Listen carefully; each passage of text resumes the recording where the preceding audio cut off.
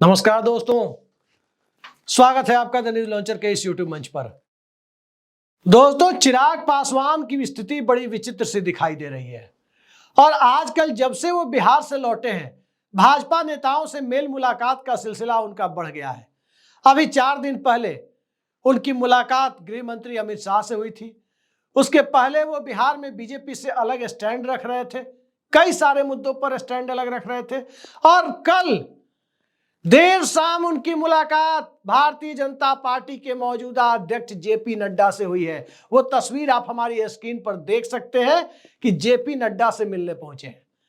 अब चिराग पासवान जेपी नड्डा से मिल रहे हैं और जेपी नड्डा से मिल रहे हैं तो उससे भी बड़ी तस्वीर यह है कि पीछे राहुल गांधी दिखाई दे रहे हैं टेलीविजन स्क्रीन पर। तो सियासत को समझना हो तो इस एक तस्वीर से आप समझ सकते हैं कि सियासत अब किस तरह से हो रही है कि जो लोग कांग्रेस मुक्त भारत की बात करते थे, वहां उनकी स्क्रीन पर राहुल गांधी दिखाई दे रहे हैं। लेकिन राहुल गांधी मुद्दा नहीं है। मुद्दा दरअसल यह है कि चिराग पासवान को भारतीय जनता पार्टी के रुख से अलग रुख दिखाने के बाद भाजपा नेताओं के साथ लगातार मुलाकात क्यों करनी पड़ रही है। जब वो बिहार में थे, उनके ऊपर कुछ केस मुकदमे भी हुए और केस मुकदमे कैसे, उनके निर्वाचन से संबंधित केस मुकदमा कैसा, क्योंकि उन्होंने अपने एफिडेविट में केस करने वाले ने आरोप लगाया कि उन्होंने अपनी प्रॉपर्टी के विवरण सही नहीं बताए, कुछ मुकदमों की जानकारियां साझा नहीं की, वगैरह वगैरह। यानी परेशानियां बढ़ने वाली थी और मुकदमा करने वाला व्यक्ति भारतीय जनता पार्टी से एफिलिएटेड बताया जाता है, उससे जुड़ा हुआ बताया जाता है।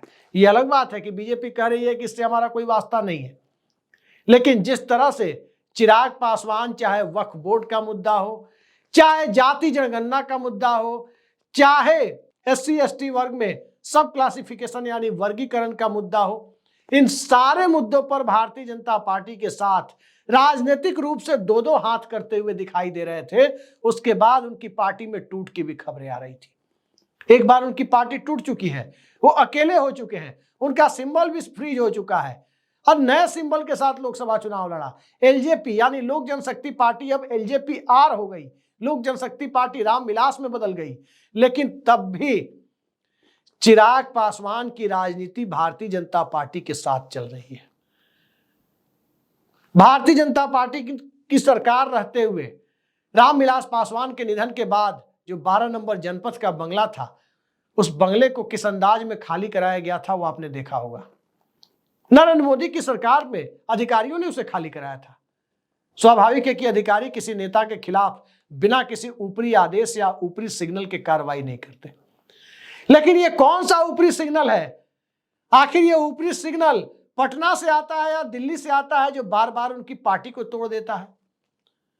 पहले उनके विधायक टूटते थे, बाद में उनके सांसद टूटने लगे और अब उन पर उनके निर्वाचन से संबंधित, उनकी सांसदी से संबंधित मुकदमे होने लगे और इसके आगे जाकर बिहार विधानसभा के चुनाव में अंक गणित दुरुस्त करने का दबाव बढ़ने लगा। चिराग पासवान की पार्टी ने 5 सीटों पर लड़कर 100% की स्ट्राइक रेट के साथ बिहार में 5 सीटें जीती। एक भी कैंडिडेट उनके चुनाव नहीं हारे। इसके बाद उनके टिकट पर लड़ने वाले, टिकट की डिमांड करने वाले लोगों की तादाद बढ़ने जा रही है। लोकसभा के मद्देनजर बढ़ रही है, विधानसभा के मद्देनजर बढ़ रही है और विधानसभा चुनाव में उनकी पार्टी 35-40 से कम सीटों पर लड़ने के लिए भी तैयार नहीं है। तो सवाल उठता है और यह सवाल बड़ा पेचीदा है आज के दिन इसका जवाब देना, क्योंकि इस सवाल का जवाब देने के 2 मायने हैं। एक कि नीतीश कुमार को इस NDA गठबंधन में मानकर जवाब दिया जाए। मैं फिर बहुत सावधानी के साथ आपसे कह रहा हूं कि जिस वक्त मैं ये वीडियो बना रहा हूं, जिस वक्त ये वीडियो रिकॉर्ड कर रहा हूं, उस वक्त तक नीतीश कुमार उसी गठबंधन में है, यानी NDA गठबंधन में, जिसमें भारतीय जनता पार्टी और चिराग पासवान भी है। आगे का कोई नहीं जानता, मुझे भी नहीं पता कि आगे क्या होगा। लेकिन अगर इस गठबंधन में नीतीश कुमार हैं तो क्या 35-40 सीटों की मंशा पूरी हो जाएगी? और क्या सीटों की इनकी बार्गेनिंग की ताकत को कम करने के लिए ही इनके सांसदों को तोड़ने की कवायद चल रही है? और उस कवायद के ऊपर पर्दा डालने के लिए ही, और जो केस मुकदमे हुए हैं, क्या उस केस मुकदमे से संबंधित कथित तौर पर राहत पाने के लिए ही तो चिराग पासवान भाजपा नेताओं से मुलाकात नहीं कर रहे हैं? पटना में आकर कुछ और बात बोलना और दिल्ली पहुंचकर बीजेपी के नेताओं के साथ गलबहियां करना, नरेंद्र मोदी की कैबिनेट का हिस्सा भी होना, जाति गणना की मांग भी करना, वक्फ बोर्ड के मुद्दे पर अलग राय भी रखना, ब्रॉडकास्ट बिल के बारे में सरकार से मुख्तलिफ मिजाज भी रखना, और इन सब से आगे बढ़कर देखें तो इस देश में दलित चेतना की राजनीति जब नए सिरे से संविधान बचाओ की सियासत के रूप में आकर खड़ी हो गई है, तो उस रूप में चिराग पासवान का नरेंद्र मोदी के साथ खड़े होना और खड़े होने की दुविधा के बीच नीतीश कुमार से भी व्यक्तिगत संबंधों को 2020 की परिस्थितियों को भूलकर, चिराग मॉडल को भूलकर एक बार फिर से गठबंधन को एक गर्माहट लाने की कोशिश करना, ये कवायद कहीं ना कहीं एक तरफ उस राजनीतिक कंफ्यूजन को बढ़ा रही है जिस राजनीतिक कंफ्यूजन की गुंजाइश अब बेहद कम है। वहीं एक कवायद दूसरी तरफ भारतीय जनता पार्टी को इस कंफ्यूजन से आगे ले जाने की कोशिश जहां चल रही है, उस कंफ्यूजन को और ज्यादा नीतीश कुमार की पार्टी और तेजस्वी यादव की पार्टी बढ़ाती जा रही है। दरअसल इन दोनों के बीच में एक नए तरह की सियासत जो दिखाई दे रही है, उसमें चिराग पासवान की जगह कहां है। दरअसल उस जगह को पहचानने की जद्दोजहद भी इन मुलाकातों में दिख रही है। अमित शाह से जब वो मिले तो पार्टी के लोगों का तो यही कहना है कि कैबिनेट कलीग हैं, वो बीजेपी के नेता हैं, तो स्वाभाविक है मुलाकात होती रहती है। मैंने भी बात करने की कोशिश की थी कुछ लोगों से, तो यही पता चला। लेकिन फिर जेपी नड्डा से मिल रहे हैं, और इन परिस्थितियों में बिहार भाजपा के नेता भी, कुछ नेताओं को भी दिल्ली तलब किया गया है। तो दिल्ली तलब करना क्या सिर्फ नीतीश कुमार के अगले राजनीतिक कदम पर नजर रखने के लिए है? कंफ्यूजन यहीं से पैदा हो रहा है, संशय का वातावरण यहीं से बन रहा है कि नीतीश कुमार अगर एक बार फिर सेकुलर राजनीति के साथ अपनी पहचान को आगे लेकर जाने के लिए, इंडिया गठबंधन के साथ अपनी राजनीतिक शिनाख्त को बदलने के लिए तैयार होते हुए दिखाई देते हैं, तो इस बात की क्या गारंटी है कि चिराग पासवान की बार्गेनिंग पावर नहीं बढ़ेगी? और उस बार्गेनिंग पावर को अभी से कट शॉर्ट करने के लिए एक रास्ता तो नहीं अपनाया गया है जिसमें चिराग पासवान की पार्टी के बारे में भी कंफ्यूजन बना के रखो, चिराग पासवान पर केस मुकदमे को लेकर भी संशय का वातावरण बना के रखो, चिराग पासवान की बार्गेनिंग पावर से उत्पन्न परिस्थितियों में केंद्रीय मंत्रिमंडल में उनकी भूमिका को लेकर भी एक सवालिया निशान लगाकर रखा जाए। कई सारे सवाल जब एक साथ नत्थी होकर सामने आते हैं तो उससे दो तीन बातें निकलती हैं।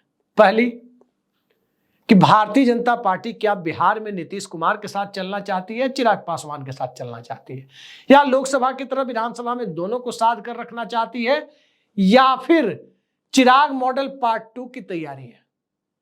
दूसरी बात जो इससे निकलकर सामने आती है वो ये है कि बीजेपी और चिराग पासवान के रिश्तों के बीच, राजनीतिक रिश्तों के बीच, गठबंधन के बीच जनता दल यूनाइटेड जो अपनी संभावित भूमिका को दोनों गठबंधनों में तलाश करने की कोशिश कर रहा है, उस तलाश का क्लाइमेक्स क्या चिराग पासवान को साथ लेकर जाने के रूप में सामने आएगा? याद रखिए 2 मुलाकातें हुई है चिराग पासवान नीतीश कुमार की, और इन 2 मुलाकातों के बाद कई लोग ये दावा कर रहे हैं कि 2020 वाली परिस्थितियां अब पलट चुकी है, और उस पलटी हुई परिस्थितियों में चिराग पासवान अभी जितना नरेंद्र मोदी के प्रति लॉयल दिख रहे हैं या दिखाने की कोशिश कर रहे हैं, कौन जानता है इन परिस्थितियों में आने वाले वक्त में बदलाव आ जाए, क्योंकि रुख, एजेंडा, सब कुछ उनका इंडिया गठबंधन से मेल खा रहा है, बिल्कुल नीतीश कुमार की तरह, और चेहरा और पार्टी उनकी एनडीए गठबंधन में खड़ी नजर आ रही है। चाचा का दबाव अलग से है, चाचा यानी नीतीश कुमार नहीं, उनके सगे चाचा पशुपति कुमार पारस, वो भी जाकर के अमित शाह से मिल रहे हैं। पशुपति कुमार पारस की पार्टी को भी रीएक्टिवेट करने की बात हो रही है, उनकी पार्टी को भी बिहार में नए सिरे से चुनाव में एक्टिव करने की बात हो रही है। तो स्वाभाविक है कि पशुपति कुमार पारस की पार्टी यदि सक्रिय होगी तो उनकी सक्रियता का सीधा असर किस पर पड़ेगा?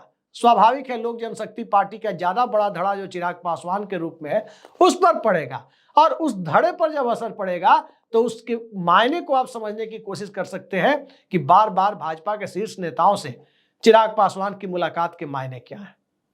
लेकिन इस मुलाकात के मायनों को समझने के लिए एक बात और जरूरी हो जाती है कि आखिर चिराग पासवान आने वाले विधानसभा चुनाव में क्या 2020 की तरह चुनाव लड़ेंगे, या नीतीश कुमार को सत्ता से हटाने के संकल्प को उन्होंने सम्राट चौधरी की पगड़ी की तरह ही बीच में छोड़ दिया है और उसके आगे एनडीए गठबंधन में ही बने रहना चाहते हैं। और जब वो एनडीए गठबंधन में बने रहना चाहते हैं तो सबसे पहले एनडीए गठबंधन का स्वरूप देखना जरूरी हो जाता है कि चुनाव आते आते उस एनडीए गठबंधन का बिहार में स्वरूप क्या बचता है। उस चुनाव के आते आते उस वक्त तक केंद्र में भारतीय जनता पार्टी की सत्ता बरकरार रहती है या वहां एक वैकल्पिक सरकार बन जाती है। गठबंधन का दौर है, गठबंधन की दौर में एक ही लोकसभा में कई कई सरकारें बारी बारी से बनती रही हैं। ब्रिटेन में भी आपने देखा ऋषि सुनक इसी बार बार के सत्ता परिवर्तन में एक बार प्रधानमंत्री बन गए। भारत में भी आपने देखा कि एक ही लोकसभा में 3-3 लोग प्रधानमंत्री बने, कोई 13 दिन रहा, कोई 10 महीने रहा, कोई 9 महीने रहा, इस तरह से सरकारें बनती रही। आज की तारीख में जब ये परिस्थितियां हैं तो जिनके पास 5 सांसद हैं, आज तो वो नरेंद्र मोदी के हनुमान है, कल को किसी और गठबंधन के हनुमान के रूप में नजर आए।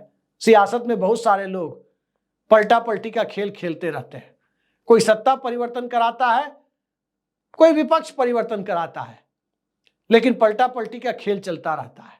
तो इस पलटा पलटी के खेल के पहले और इस खेल की बुनियाद रखे जाने के पहले खंडित जनादेश वाली लोकसभा में, गठबंधन के दौर वाली लोकसभा में पलटा पलटी के खेल के पहले अगर चिराग पासवान का पटना में अलग रवैया और दिल्ली में फिर भाजपा नेताओं से मिलकर एक अलग तरह के रुख का सार्वजनिक प्रदर्शन करना एक साथ कई इशारे करता है और इन इशारों पर से, इन संकेतों पर से बहुत जल्द पर्दा उठेगा। इंतजार करते हैं हम, पर्दा उठता कब है। आज के लिए इतना ही, नमस्कार।